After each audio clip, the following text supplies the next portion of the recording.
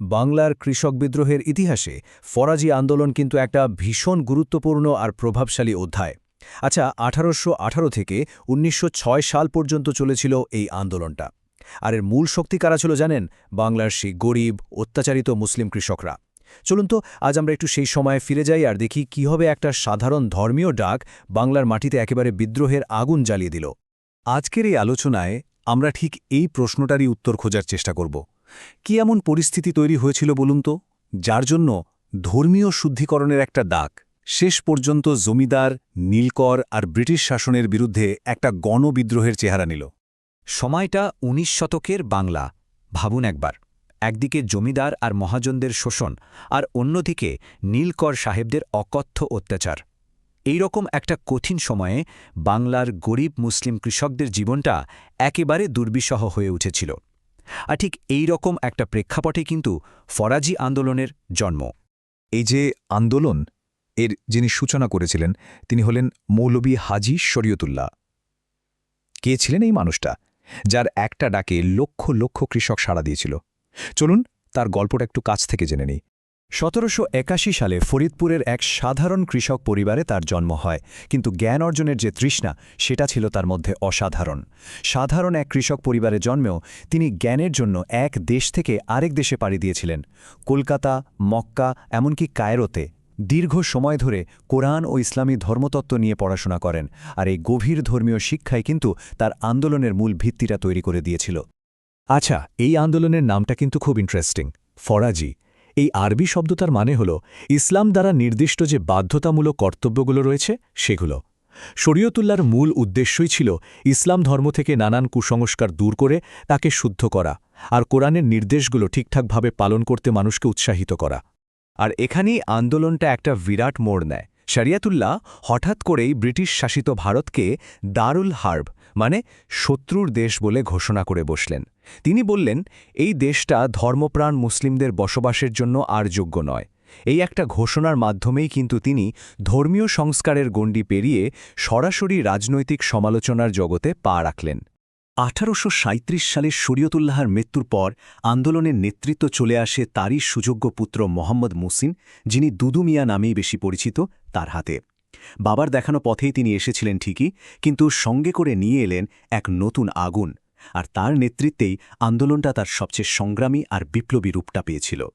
এই স্লাইডটা কিন্তু দারুণভাবে দেখাচ্ছে যে বাবা আর ছেলের আদর্শের মধ্যে পার্থক্যটা ঠিক কোথায় ছিল। ভাবুন একবার, এক প্রজন্ম চাইছে আত্মার শুদ্ধি, আর ঠিক তার পরের প্রজন্মই চেয়ে বসল মাটির অধিকার। মানে হাজী শরীয়তুল্লাহর মূল ফোকাস ছিল ধর্মীয় সংস্কার, আর অন্যদিকে দুদু মিয়ার লক্ষ্য হয়ে দাঁড়ালো কৃষকদের অর্থনৈতিক মুক্তি। আর ঠিক তার হাত ধরেই কিন্তু আন্দোলনটা একটা সামাজিক ধর্মীয় সংস্কার থেকে একেবারে সরাসরি কৃষক বিদ্রোহে টার্ন নিল। একটু ভেবে দেখুন তো, সেই সময় দাঁড়িয়ে এই কথাটা বলা কতটা সাহসের ছিল। দুদু মিয়ার এই ঘোষণাটা সেই সময়ের জন্য ছিল মারাত্মক বিপ্লবী একটা কথা। তিনি তো সরাসরি তখনকার অর্থনৈতিক কাঠামোটাকেই চ্যালেঞ্জ করে বসলেন, আর এই একটা বাক্যই কিন্তু লক্ষ লক্ষ শোষিত কৃষককে জমিদারদের বিরুদ্ধে রুখে দাঁড়ানোর সাহস জুগিয়েছিল। তিনি কিন্তু শুধু ঘোষণা দিয়েই থেমে থাকেননি, বরং একটা স্পষ্ট অ্যাকশন প্ল্যানও দিয়েছিলেন। তিনি তার অনুগামীদের ডাক দিলেন, ১. জমিদারদের খাজনা দেওয়া বন্ধ করো, ২. নীলকরদের জন্য নীল চাষ করা যাবে না, আর ৩. বিদেশি ইংরেজদের কোনো আইন কানুন মানা চলবে না। এই তিনটে ডাক ছিল আসলে জমিদার, নীলকর আর ব্রিটিশ, এই তিন শক্তির বিরুদ্ধেই একটা সরাসরি যুদ্ধ ঘোষণার মতো। দুদু মিয়ার নেতৃত্বে ফরাজি আন্দোলন একেবারে তার সাফল্যের চূড়ায় পৌঁছেছিল, কিন্তু এত বড় একটা আন্দোলন কিভাবে ধীরে ধীরে দুর্বল হয়ে পড়ল, চলুন পরের অংশে আমরা সেটাই একটু দেখে নিই। এই আন্দোলনের আগুন কিন্তু শুধু ফরিদপুর বা ঢাকাতেই আটকে ছিল না, এটা বাখরগঞ্জ, কুমিল্লা, ময়মনসিংহ থেকে শুরু করে আজকের পশ্চিমবঙ্গের দক্ষিণ ২৪ পরগনা পর্যন্ত ছড়িয়ে পড়েছিল। লক্ষ লক্ষ কৃষক, তাঁতি, কারিগর সবাই এই আন্দোলনে যোগ দিয়েছিলেন। এই টাইমলাইনটা দেখলে পুরো ব্যাপারটা বুঝতে খুব সুবিধা হয়। দেখুন, ১৮১৮ সালে শুরু হলো, ১৮৩৭-এ দুদু মিয়ার নেতৃত্বে একদম তুঙ্গে উঠল, কিন্তু ১৮৬২ সালে তার মৃত্যুর সাথে সাথেই এর পতনও যেন শুরু হয়ে গেল। তাহলে মূল কারণটা কি দাঁড়ালো? লিডারশিপের পরিবর্তন।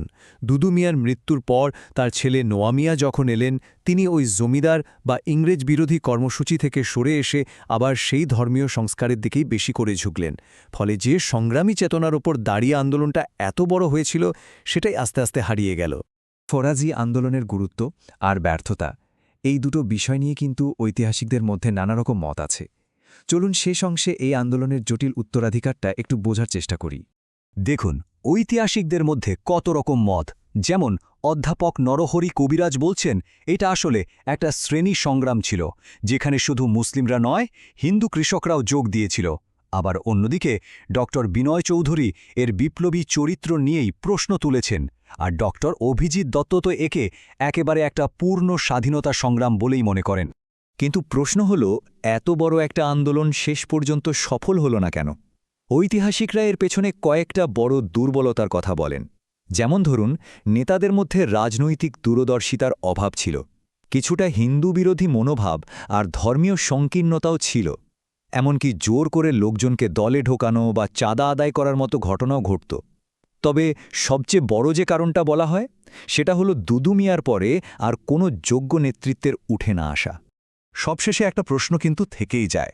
ফরাজি আন্দোলন তার লক্ষ্যে পৌঁছাতে পারেনি, এটা সত্যি।